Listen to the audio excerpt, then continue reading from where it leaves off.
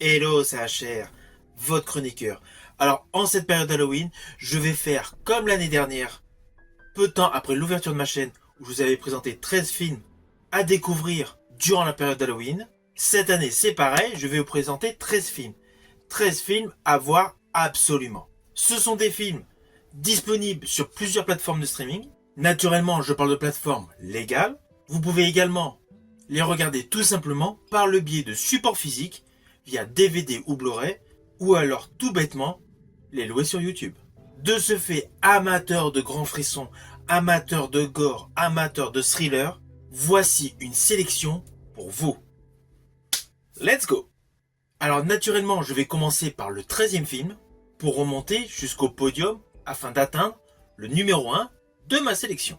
Alors en 13e position, j'ai décidé de vous parler du personnage Jason Voorhees. Mais afin de faire clin d'œil à la totalité du cinéma horrifique, je n'ai pas forcément pris le meilleur opus de la saga des Vendredi 13. Je vais vous parler du film Vendredi 13 9, alias Jason va en enfer. Alors c'est un opus réalisé par Adam Marcus.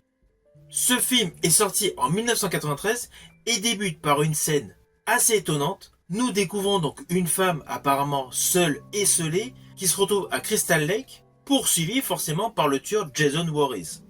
En fait, c'est un piège organisé par le FBI afin de l'arrêter.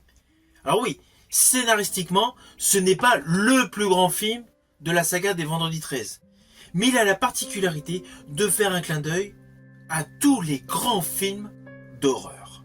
Ça va du Necronomicon à Hayden, à The Thing de Carpenter et même jusqu'à Freddy. Voilà. Il y a énormément de clins d'œil à l'ensemble de la filmographie des films horrifiques. C'est pour cela que ce film, cette période d'Halloween, je vous le conseille en 13e position.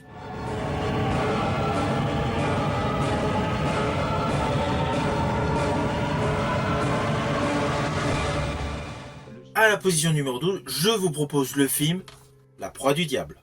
C'est un film qui s'inscrit dans le registre des films d'exorcisme, mais avec une grosse innovation scénaristique.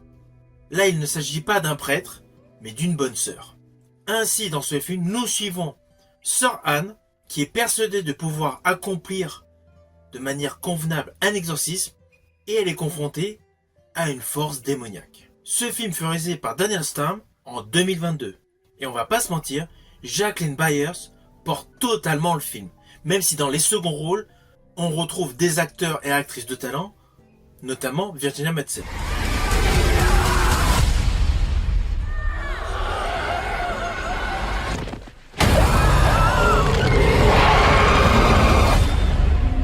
À la 11e position, si vous aimez les thrillers psychologiques, les thrillers d'épouvante, totalement prenants et envoûtants, j'ai exactement ce qu'il vous faut. Un film réalisé par Gore Verbinski, sorti en 2017, A Cure for Life. C'est un film totalement dérangeant. L'histoire est assez simple. Nous avons un jeune trader qui doit récupérer une certaine personne qui subit un traitement dans un centre luxueux en Suisse. Mais justement, c'est là que l'angoisse, les frissons, l'épouvante se présentent à lui. Ce film représente tout ce qui a pu vous faire flipper dans des films d'horreur où il était question d'asile psychiatrique. On est vraiment dans ce registre. Je rajouterai que dans ce film, il y a une atmosphère sombre et inquiétante qui se dégage dans chaque dédale de cet institut énigmatique.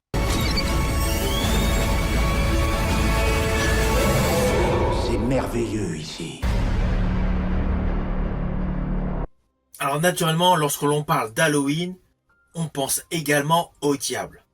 Et à tous les films autour de la notion du diable. Alors je ne vais pas faire comme l'année dernière à vous parler de la saga La Malédiction, qui est selon moi la meilleure saga où il est question du diable. Là, le film que je vais vous présenter est un film qui est sorti en 1978 avec un trio d'acteurs exceptionnels, Lino Ventura, Lee Remick et Richard Burton. Ce film a pour titre, en version originale, The Medusa Touch, pour la France, La Grande Menace. Étant fan de ce film, j'ai effectué une chronique pour expliquer certains détails que vous pouvez retrouver sur ma chaîne. Ce film appartient au registre de l'épouvante et il est principalement question de thèmes importants et forts comme la croyance, le surnaturel, la vengeance. Alors le pitch est assez simple. Nous avons donc le personnage interprété par Lino Ventura, l'inspecteur de police français, donc Monsieur Brunel, qui enquête sur le meurtre du romancier John Moriarty, interprété par Richard Burton. Alors oui, vous allez me dire, c'est bizarre. L'acteur principal, Lino Ventura, enquête sur le meurtre qui a été commis donc sur la personne de Richard Burton. Pourtant, Richard Burton est un rôle clé de ce film, tout simplement parce que le film évoque de nombreux flashbacks. Et en fait, le personnage interprété par Richard Burton n'est pas mort.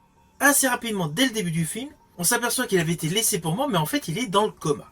Et c'est là que le film devient extrêmement angoissant, car il y a toute une trame policière qui se dégage, mais avec de surcroît des résonances surnaturelles, où la croyance est mise en exergue. C'est réellement un film dans la lignée de la saga La Malédiction, initié par Richard Donner avec Gregory Peck.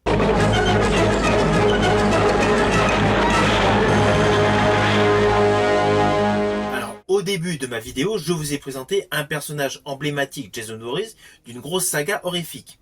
Après, le film que je vous ai présenté appartenait au registre des exorcismes. Puis, on a basculé dans le domaine de la folie pure avec A Cure for Life, avant de rebondir sur un film. Le diable est le thème central d'un film, avec un film donc dans la pure lignée de la malédiction. Là, on va basculer de nouveau sur un autre registre horrifique, le slasher movie. Slasher movie qui a eu pléthore d'émules au cinéma. Et dernièrement, il y a eu un bon slasher movie sorti en 2023, réalisé par Eli Roth, avec en premier rôle Patrick Dempsey, qui fut d'ailleurs assez convaincant dans ce film. Ce film à la position 9 est donc Thanksgiving.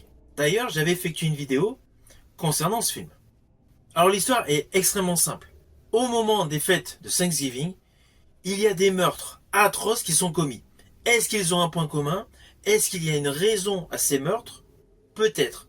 Surtout que n'oublions pas, 12 mois avant, plusieurs personnes étaient décédées dans un grand magasin à la suite d'un jour de Black Friday. Ce film Thanksgiving est un pur film dans la tradition des slasher movies. Si vous avez aimé des films comme Souviens-toi l'été dernier, Lover Roads, Urban Legend ou Scream, ce film est pour vous.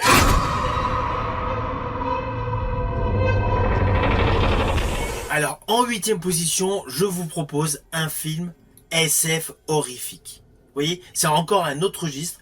Là, c'est de la SF horrifique. Avec en figure de proue comme acteur, Laurence Fishburne et Bill Paxton. Deux figures emblématiques de films SF. Mais là, la grosse particularité, c'est qu'il s'agit d'un film d'horreur matinée d'SF. Ce film n'est autre que The Colony. Ce film fut réalisé par Jeff Renfro et il est sorti en 2013. Alors le pitch de base est donc SF. Nous sommes en 2045, il y a eu une nouvelle ère glaciaire, de ce fait plusieurs colonies doivent vivre en souterrain. Un jour, la colonie où nous voyons tout le petit monde vivre tranquillement, ils reçoivent un message de détresse d'une autre colonie. Forcément, ils vont faire une expédition pour savoir ce qui s'est passé, et là ils vont découvrir quelque chose d'atroce. Alors ce film a une qualité d'image de folie, les effets spéciaux sont extrêmement beaux, et c'est un film qui est réellement dans la lignée de 30 jours de nuit. On est vraiment dans le même style horrifique. Alors oui, l'histoire est différente, mais le style, le concept horrifique est dans la même catégorie. C'est pour ça que, sur le point de départ, c'est un film SF, mais c'est un film SF horrifique. Et pour une soirée d'Halloween, rien de tel qu'un mélange de genres.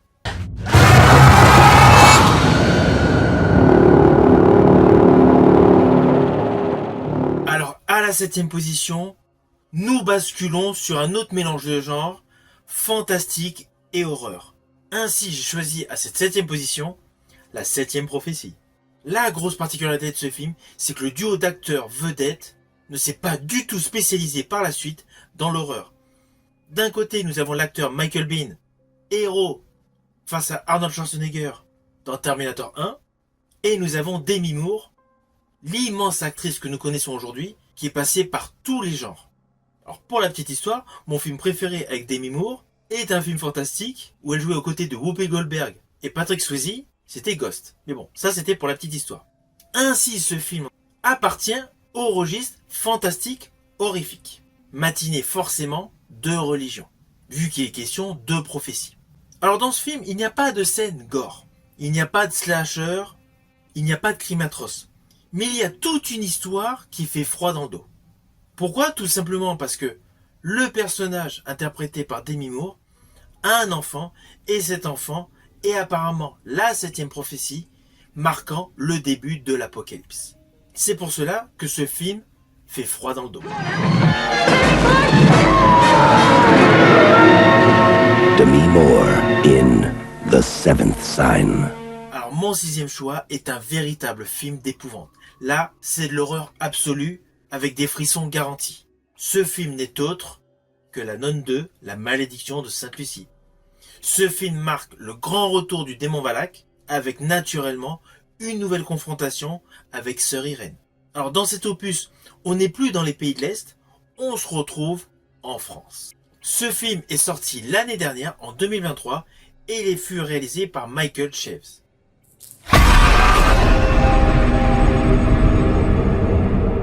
Alors à la 5e place, j'ai choisi un film avec un psychopathe. Et un psychopathe extrêmement bien joué, interprété par Terry O'Quinn.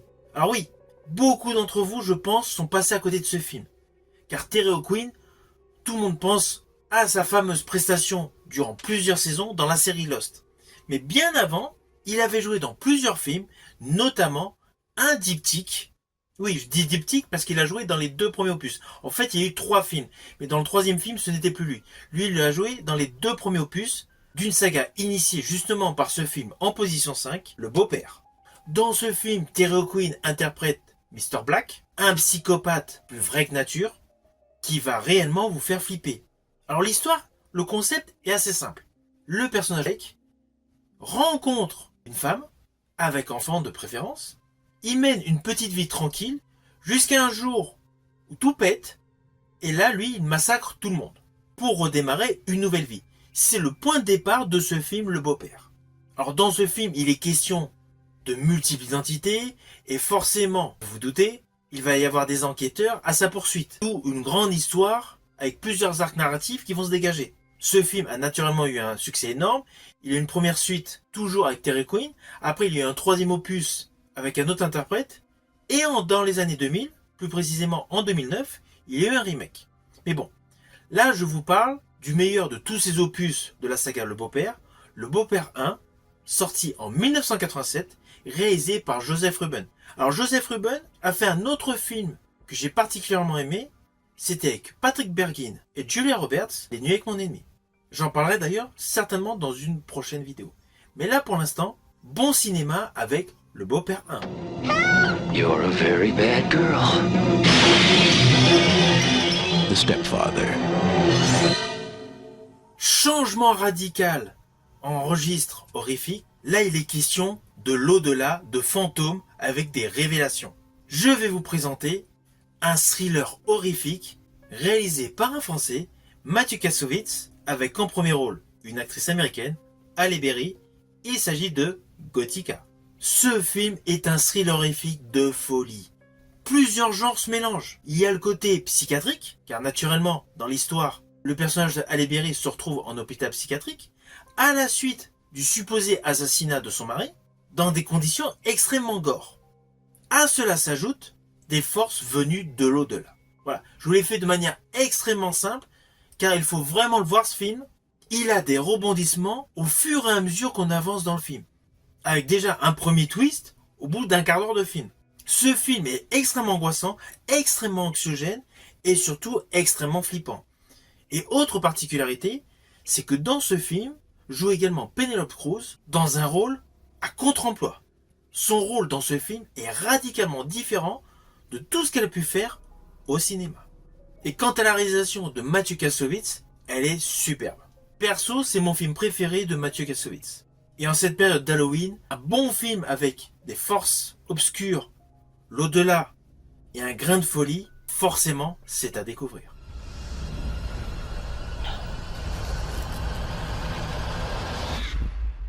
You should be. Alors ça y est, nous arrivons sur la première marche de mon podium de films horrifiques. pour cette période d'Halloween 2024. Naturellement, à la 3e place de ce podium, j'ai choisi le dernier opus d'une saga extrêmement complexe, extrêmement effrayante, extrêmement captivante. Cette saga n'est autre que Saw. Plus précisément, l'opus 10, où dans cette aventure, le personnage Jigsaw se retrouve au Mexique. Alors je ne vais pas m'étaler sur l'histoire, j'avais fait une vidéo concernant ce film que j'ai vraiment adoré. Ce film, selon moi, fait partie des meilleurs opus de la saga. En plus, il y avait tous les clins d'œil pour tous les aficionados des aventures de Jigsaw. Naturellement, je vous invite, en cette période d'Halloween 2024, de le redécouvrir.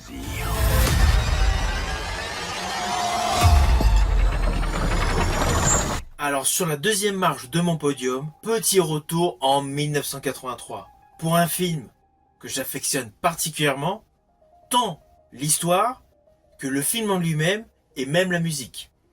Il s'agit d'un film de John Carpenter, une adaptation de Stephen King. Forcément, vous avez compris, je veux parler de Christine. Alors oui, lorsque j'ai précisé que j'aimais également la musique, récemment, j'ai publié une vidéo concernant un thème de ce film. Alors ce film, selon moi, est à ce jour la meilleure adaptation d'un roman de Stephen King. Même si le final, il y a des différences par rapport au bouquin. Mais la réalisation de John Carpenter est topissime. Alors l'histoire est simple. Nous avons un jeune homme qui achète une épave, il la rafistole, des jeunes lui cassent sa voiture, et celle-ci en fait se reconstruit d'elle-même car elle est possédée. Je n'irai pas plus loin si vous ne connaissez pas ce film culte. Mais même au jour d'aujourd'hui, malgré l'avancée des effets spéciaux, ce film n'a pas vieilli. C'est une dinguerie. Les pneus qui se regonflent, les phares qui se rallument, tout est superbement réalisé. Et à l'époque, il n'y avait pas l'assistance informatique d'aujourd'hui. Ce film est un réel travail de qualité. Et chaque plan séquence, chaque scène est réalisé de manière à faire monter en vous la peur, la crainte. Ainsi, c'est tout à fait naturel de regarder en cette période d'Halloween 2024 un film avec une voiture possédée. Alors sur la première place de mon podium se trouve en fait un téléfilm. Ce n'est pas un film cinéma. En fait, à la base, c'est une mini-série de 2 parties qui constitue un grand téléfilm. Téléfilm porté par un acteur emblématique, Michael Caine, avec à ses côtés Armand Assante et Jane Seymour. Ce film est une adaptation, selon moi la meilleure adaptation, d'un criminel de légende en Angleterre, Jack l'Éventreur. Ce grand téléfilm, réalisé par David Wilkes, est sorti en 1988. C'est une adaptation de très grande qualité, la reconstitution des décors est époustouflante, l'enquête est trépidante, et surtout, l'ensemble dure 3 heures, mais lorsque l'on regarde ce film, on ne ressent pas du tout les 3 heures passées. On est vraiment capté, happé par l'histoire de ce film. Je pense que tous les passionnés de cinéma qui verront ma vidéo voudront forcément découvrir cette version.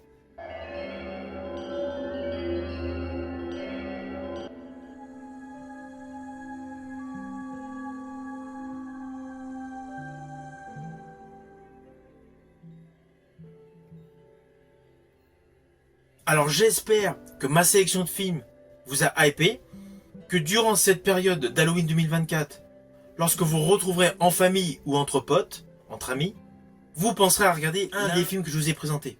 Cela n'empêche pas que je vous invite également à découvrir au cinéma certains films d'horreur sortis récemment, notamment Smile 2 où j'ai effectué une vidéo, Terrifier 3 où j'ai effectué une vidéo. Bon, Terrifier 3, moi ça a été moyen. Mais Smile 2, j'ai bien aimé. Et prochainement, sachez qu'il y a un grand film d'horreur avec Hugh Grant, qui a pour titre Hérétique. En tout cas, profitez bien de vos soirées durant cette période d'Halloween 2024 pour frissonner en regardant de bons films d'horreur, entre potes, en famille et surtout en mangeant des bonbons. Je vous dis à bientôt pour une prochaine vidéo.